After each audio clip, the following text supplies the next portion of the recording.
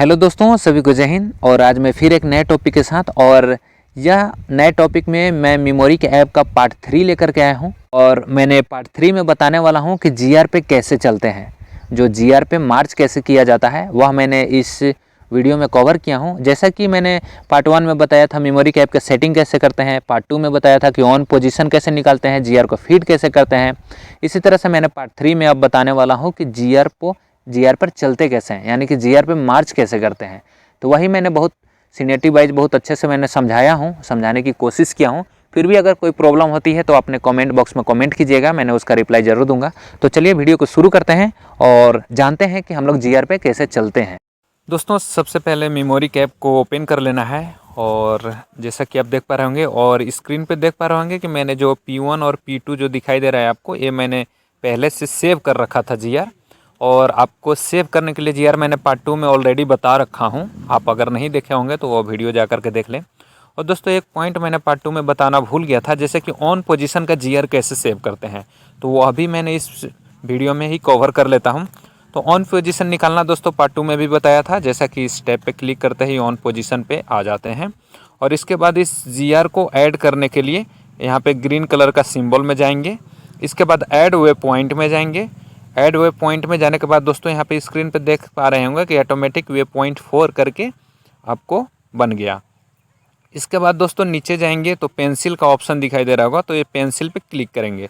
Pencil पे click करते ही ये जो पॉइंट है इसका आप रीनेम दे सकते हैं कुछ भी, जैसे कि मैंने रीनेम दे देता हूँ P3 और यहाँ पर सेव कर देते हैं।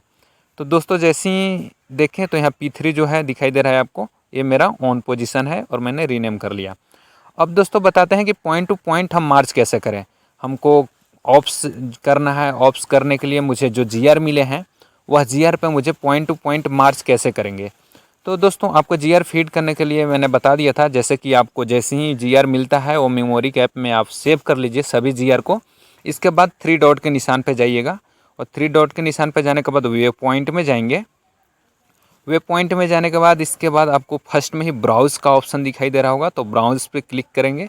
जैसे ब्राउज़ पे दोस्तों क्लिक करेंगे तो आपको यहाँ पर जितना जीआर आप सेव किए होंगे सारे जीआर का लिस्ट यहाँ पे दिखाई दे रहा होगा। अब दोस्तों पॉइंट टू पॉइंट मार्च करने के लिए जैसे मेरा P1 है तो मैंने फर्स्ट में P1 पे जाना चाहता हूँ, तो P1 पे पहले क्लिक करेंगे। P1 पे क्लिक करते ही यहाँ पर आपको गो टू का ऑप्शन दिखाई दे रहा होगा, गो टू पे क्लिक करेंगे। गो टू पे दोस्तों क्लिक करते ही आपको वो वहाँ के लिए आप तैयार हो गए, यानी कि गो टू हो गया। अब आपको यहाँ पे जीपीएस जो है उस पे कंपास, वहाँ कंपास पे आपको जाना पड़ेगा। आप यहाँ पर भी देख सकते हैं मैप पे ऊपर में, यहाँ देखिए दिखा रहा है 18 मीटर और कितना समय लगेगा और कहाँ के लिए आप गो टू किए हैं, यानी कि P1 यहाँ पर दिखा रहा है। मैप के द्वारा भी आप देख सकते हैं और कंपास के द्वारा भी आप ट्रैक कर सकते हैं। तो जैसे कंपास के लिए यहाँ पे हम सेलेक्ट किए और यहाँ देखिए आप जब चलिएगा तो ही एरो मार्क जो है वो दिखाई देगा। तो हम यहाँ देखिए एरो मार्क है जो कि वहाँ पर हम मूव हो रहे हैं, और जैसा कि मेरा मीटर जो है एक कम हो रहा है, आप देख पा रहे होंगे 2 मीटर और 1 मीटर। तो इस टाइप से आप मूव हो सकते हैं। और नेक्स्ट अगर यहाँ पर हम पहुँच गए तो मुझे पॉइंट 2 पर मूव करना है, तो उसके लिए फिर से जाएंगे ब्राउज़ पे, और ब्राउज़ पे जाने के बाद जो P2 का ऑप्शन है उस पर क्लिक करेंगे और सेम फिर गो टू हो जाएंगे।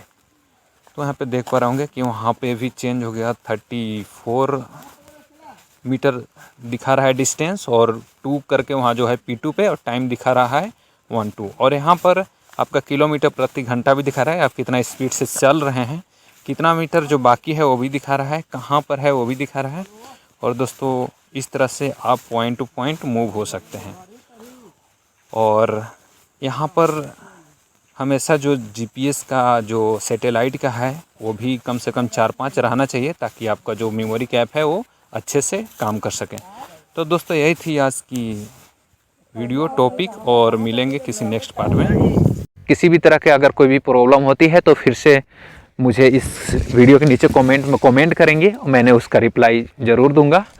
और जो भी अगर दोस्तों कुछ सुझाव होते हैं मेरे लिए तो आप ज़रूर कमेंट में मेंशन करें, ताकि मैंने और वीडियो बेहतर तरीके से बना सकूं। और मिलते हैं किसी नए वीडियो में किसी नए टॉपिक के साथ, तब तक के लिए जय हिंद।